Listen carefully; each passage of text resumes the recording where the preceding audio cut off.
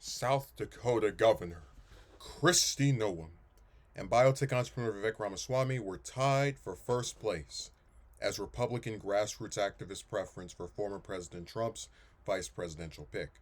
Attendees at the Conservative Political Action Committee conference gave Noem and Ramaswamy 15% each when asked whom they believe Trump should pick as his running mate for 2024. Both have been floated as potential picks for Trump. The former president, the frontrunner in the GOP race, confirmed earlier this week that all of those on a rumored short list of candidates were all solid. In Saturday's straw poll, former Hawaii Representative Tulsi Gabbard came in second at 9%, followed by House Republican Conference Chair Elise Stefanik and Senator Tim Scott at 8%. Representative Byron Donalds notched 7%. Arizona Senate candidate Carrie Lake received 6%, while former Housing and Urban Development Secretary Ben Carson, Florida Governor Ron DeSantis, and Arkansas Governor Sarah Huckabee Sanders each got 5%. Conservative pundit Tucker Carlson, independent presidential candidate Robert F. Kennedy Jr., Senator J.B. Vance, and former South Carolina Governor Nikki Haley each got less than 5%. Though the CPAC straw poll is likely to have little weight on which running mate Trump chooses, the poll's results are likely to increase buzz around the first place finishers. Noem, Stefanik, and Vance have been among the most prominent Republican politicians who were at CPAC and have been floated as potential running mates for the former president. Scott is in South Carolina ahead of the state's GOP primary, where Trump is expected to trounce Haley in her home state. The former president is 30 points ahead, according to the polling index from the Hill/Decision Desk. It's funny because this, about 30 or 40 minutes ago, they had the South Carolina primary polling, poll places close, and right after they closed, it was announced that Trump had won, which surprised nobody. So the article was accurate in predicting that Trump would trounce Haley. It wasn't even close. Um, there's really not that much to say here. I'm not surprised that Noem came in first place. I am a little surprised that Ramaswamy is tied with Trump, but I think, excuse me, tied with Noem. I'm sorry.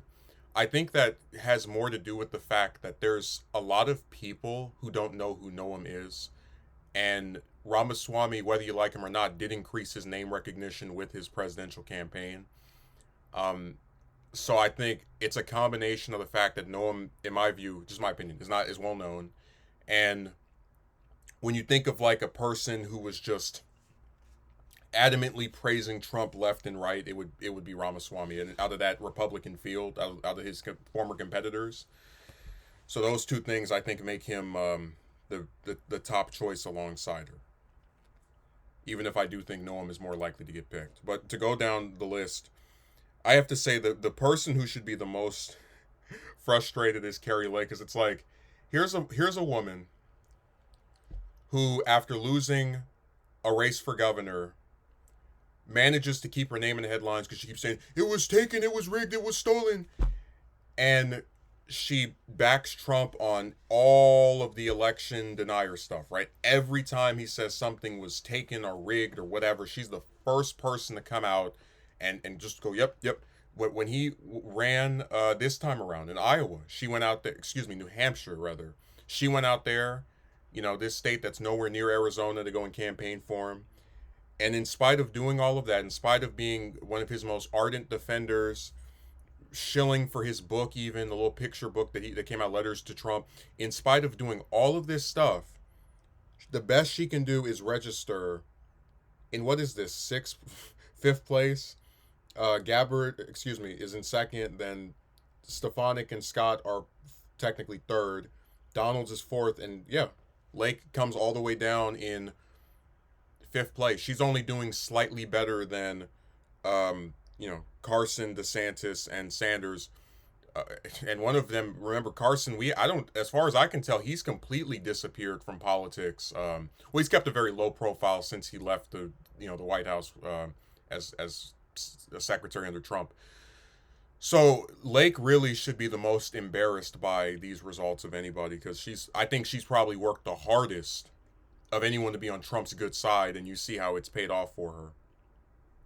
But also, I feel like a lot of Republican voters know that she's electoral poison, because at least with Noam, whether you like her or not, this lady that's won multiple House races, 2 gubernatorial elections, And even if South Dakota is a state where you could basically run a donkey with the R by its name and win, the point is that she still is known as someone who just keeps winning and winning all the elections she's in. Whereas Lake is a TV host who, just suddenly started riding the Trump train when she wanted to run for governor and then lost, and now is running for senator, hoping that that'll, I guess, lead to something different or a better result for her. So that, I think her losses are part of the reason why, as well, why she's like so much further down. I mean, even Stefanik is like not, someone I would think of when I think of Trump defenders who could end up as his running mates. Um, but yeah, this poll shows that Gabbert's grift seems to be paying off. You run as a progressive. You talk about being anti-war, pro-free college, pro-Green New Deal, pro-single payer, and then what happens? Within 3 years, you talk about the Democratic Party has left you. You take these conservative positions on immigration and LGBT rights, and it's amazing to me how you can have someone who so blatantly believes in almost nothing, and now there's a good chance that she might get picked to be Trump's running mate, especially if these polls actually matter. Um, I mean, as far as I can tell, her main thing since leaving office has been just having appearances on Fox News, and that seems to be paying off. She has a higher chance, rating polling percentage amount rather in this poll than Tucker Carlson. So there's a lot of people who are lining up behind her to be Trump's running mate, even if I don't think he'll pick her. And I stand by my conviction that Noem is probably going to be the one he selects. In fact, I would say I feel like Lake would make more sense than picking Gabbard. But it always just seems like these people are kind of jumping through all types of hoops. I certainly don't think he's going to pick Byron or Ben or any, because again, like, the rest of them aren't even doing anything. They're really not that associated with him. I know that we read Kellyanne Conway's article about Trump should pick a person of color for his running mate. Just that type of trash. But I feel like if I'm going off of what I can see from his public statements, from his comments, from campaign surrogates, I think he really doesn't like the idea that Biden has a woman as his running mate. He's over Pence, no question about that. So he wants to get some lady that will defend him tooth and nail, that will hero worship over him, that will convince herself that once Trump is out of the way in 4 years, if he wins another term, she can run in his place, only to find out that the voters don't like her anywhere near as they did their dear leader, because it's a cult. And I think the only people who radiate that type of just obsessive desire to do whatever they can to get a little bit more power are Noem, Lake, and to a lesser extent Gabbard. Although Gabbard hasn't been as big into praising Trump blindly like the other two. So that's my prediction. I think Ramaswamy's so high because of his higher name recognition than most of these other people.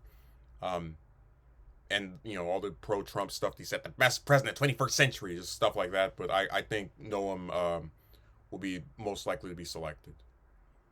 But yeah, these polls don't actually have any impact on the results of his choices.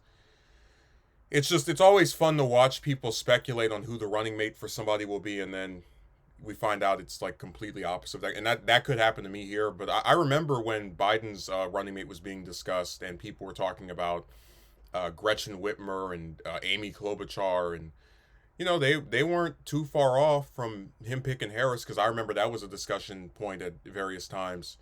So these are always interesting conversations to me.